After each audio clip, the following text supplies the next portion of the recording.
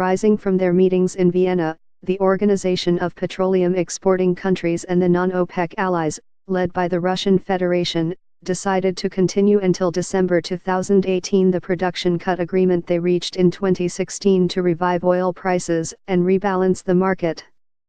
Chineem Okafor, who covered the meetings, writes, "The agenda was straight and forward at the 173rd meeting of the Organization of Petroleum Exporting Countries, and third meeting of OPEC and non-OPEC members on November 30 in Vienna.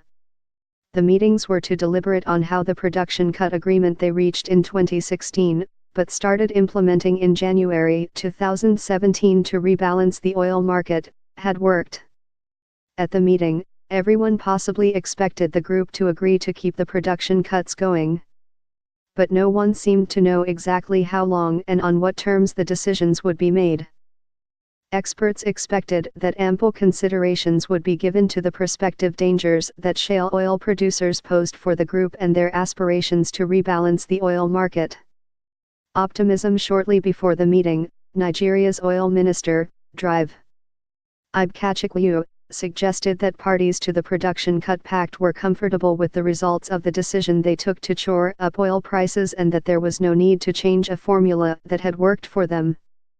Kachukwu, however, pointed out that deciding on how long to go on this would be the major decision left for the group at the meeting. He also said he was optimistic Nigeria would be fine after the meeting.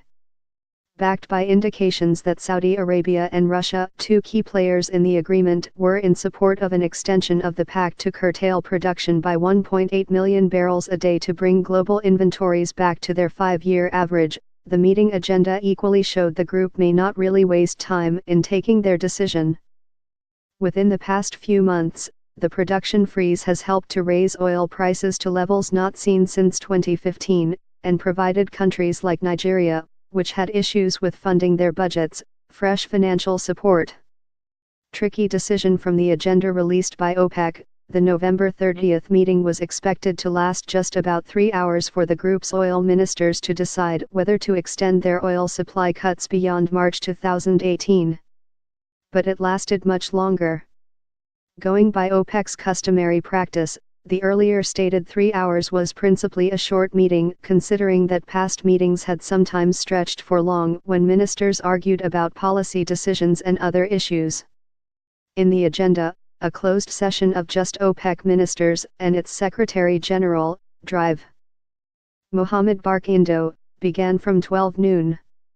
It was followed by a combined meeting of OPEC and non-OPEC ministers and delegates at 3 p.m., after which there was to be a news conference.